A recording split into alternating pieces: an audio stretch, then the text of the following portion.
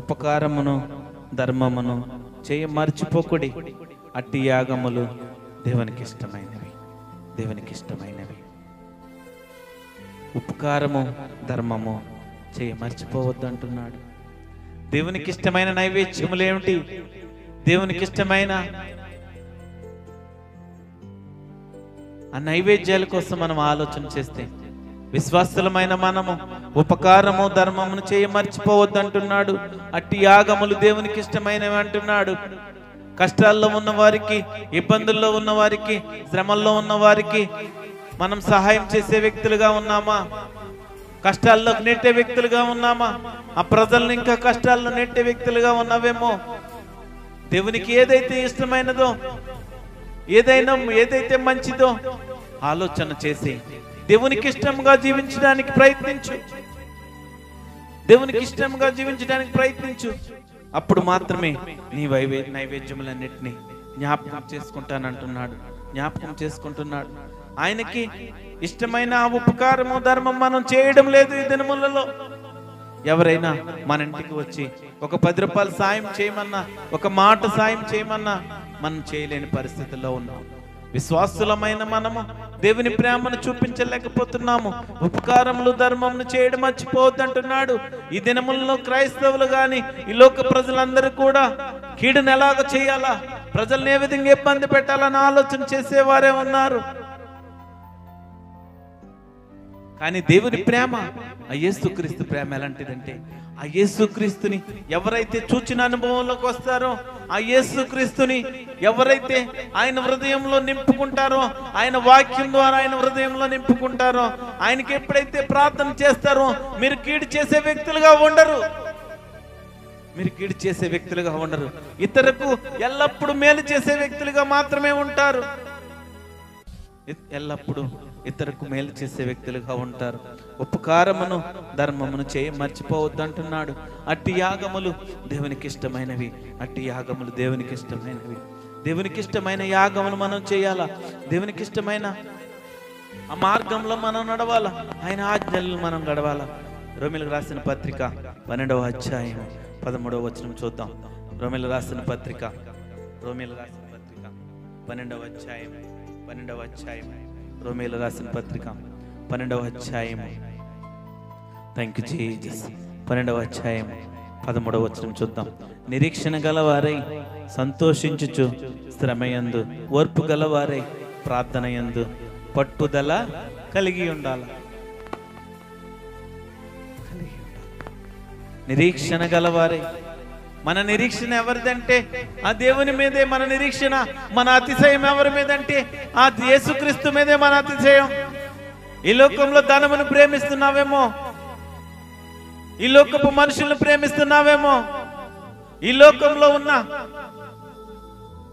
ఇవన్నీ ప్రేమిస్తున్నావేమో.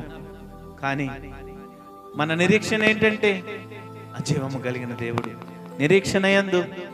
నిరీక్షణ గలవారై సంతోషించుచు శ్రమయందు, ఓర్పు గలవారై ప్రార్థన యందు పట్టుదల కలిగి ఉండాలి. ప్రార్థన యందు పట్టుదల కలిగి ఉండాలి. 20వ వచనంలో చూస్తే,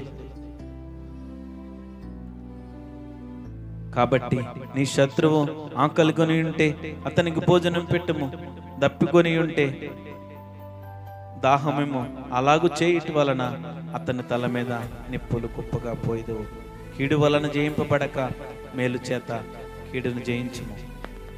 రోమీయులకు రాసిన పత్రికలో 12వ అధ్యాయం 20వ వచనంలో అపోస్తుడైన పౌలు భక్తుడు చెప్తున్నాడు, నీ శత్రువు ఆకలి కొని ఉంటే అతనికి భోజనం పెట్టమంటున్నాడు. నీ శత్రువు ఆకలి కొని ఉంటే భోజనం పెట్టమంటున్నాడు. ఈ దినముల్లో శత్రువులను ప్రేమించే వారు లేరు, శత్రువుల కోసం ప్రార్థన చేసేవారు లేరు. ఇంకా శత్రువులు చేసుకునే వ్యక్తులు ఎక్కువైపోయారు, భక్తులు ఎక్కువైపోయారు. అనేక మందిని విశ్వాసులను శత్రువులుగా చేసుకునే భక్తులు ఎక్కువైపోయారు. ప్రేమించలేకపోతున్నారు.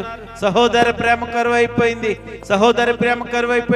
ఒకరు మంచిగా పాట పాడితే వారవలేని స్థితిలోకి వెళ్ళిపోయారు. ఒకరు మంచిగా దేవుని పరిచర్య చేస్తే వారవలేని స్థితిలోకి వెళ్ళిపోయారు. దేవుడు నీ నుండి ఆశించేదేంటి? దేవుడు నీ నుండి కోరుకునేదేంటి? Thank you Jesus. Hallelujah. Hallelujah. దేవుడు ఏం కోరుకుంటున్నాడు మన నుంచి? దేవుడు మన నుంచి ఏం కోరుకుంటున్నాడు? నీ శత్రువు ఆకలి కొని ఉంటే, నీ శత్రువు ఆకలి కొని ఉంటే భోజనం పెట్టు. దప్పు కొని ఉంటే దాహమేమో అలాగ చేయటం వలన అతని తల మీద నిప్పులు కుప్పగా పోయేదవు. కీడు వలన చేంపుపడక మేలు చేత కీడును చేయించు. మేలు చేత కీడును చేయించు. విశ్వాసులలో అనేక మంది స్వార్థం, అసూయ అనేక మందికి విపరీతముగా పెరిగిపోయింది. పరిచర్యలో నమ్మకంగా ఉండడం మానేశారు. పరిచర్యలో యథార్థంగా ఉండడం మానేశారు. భక్తి అసంపూర్ణమైన భక్తి, సంపూర్ణమైన భక్తి లేదు. సంపూర్ణంగా దేవుణ్ణి ఆరాధించే వ్యక్తులు లేరు. హల్లెలూయా. దేవుణ్ణి ఆరాధించే భక్తులు లేరు, విశ్వాసులు లేరు. ఎందుకంటే యథార్థంగా ఆయన వైపు చూడలేకపోతున్నారు. అపోస్తలుడైన పౌలు భక్తుడు ఏం చెప్తున్నాడంటే, నీ శత్రువు ఆకలి కొన్నా భోజనం పెట్టమంటున్నాడు. దప్పుకుంటే దాహం ఇమ్మంటున్నాడు. కానీ వారికి ఇంకా మనం కీడు చేసే వ్యక్తులుగా ఉన్నాము. వారిని ఇంకా నష్టాల్లో నడిపించే వ్యక్తులుగా ఉన్నాం. మన నైవేద్యాలన్నీ ఆయన స్వీకరించాలంటే,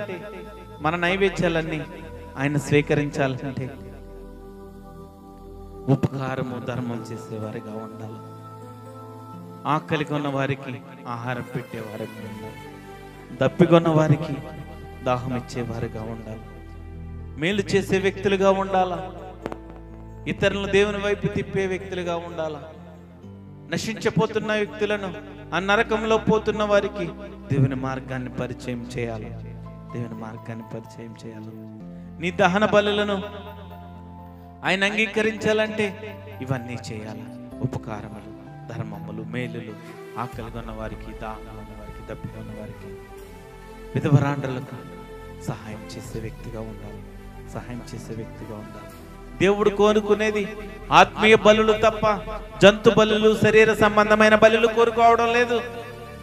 మన దేవుడు శరీర సంబంధమైన ఆ జంతు బలులు కోరుకోవడం లేదు. ఆత్మీయ బలులు మాత్రమే కోరుకుంటున్నాడు. ఎప్పుడైతే నువ్వు ఆత్మీయంగా దేవుణ్ణి చూచిన వ్యక్తివైతే, దేవుని మందివైతే, దేవుని క్రియలు చేయడానికి ఇష్టపడతావు. దేవుడు చేయమన్నా ఆ క్రియలు చేయడానికి ఇష్టపడతావు. దేవుని ఆజ్ఞలను గైకొని ఆయన చేయమైనవి, ఆయనకి ఇష్టమైనవి నువ్వు చేయడానికి సిద్ధంగా ఉంటావు. ఆత్మీయ బలంటే ఏం కోరుకుంటున్నాడు? ఆత్మీయ బలంటే ఏమిటి?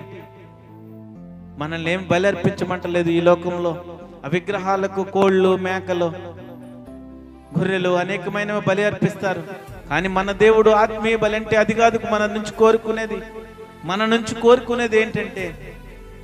కోరుకునేది ఏంటంటే సజీవ యాగముగా మన శరీరాన్ని ఆయనకు ఉపయోగపడేగా సమర్పించగలగాలి. సజీవ యాగముగా మన శరీరాన్ని ఆయనకు అర్పించాలి. ఆత్మీయ బలి అంటే అదే. మన శరీరాన్ని, మన ఆత్మదేహ శరీరాలను ఆయనకు సజీవంగా సమర్పించుకోవాలా. మన పాపాలను ఒప్పుకొని, మన దోషములను ఒప్పుకొని సజీవ యాగముగా మన శరీరాన్ని ఆయనకు సమర్పించగలగాలి.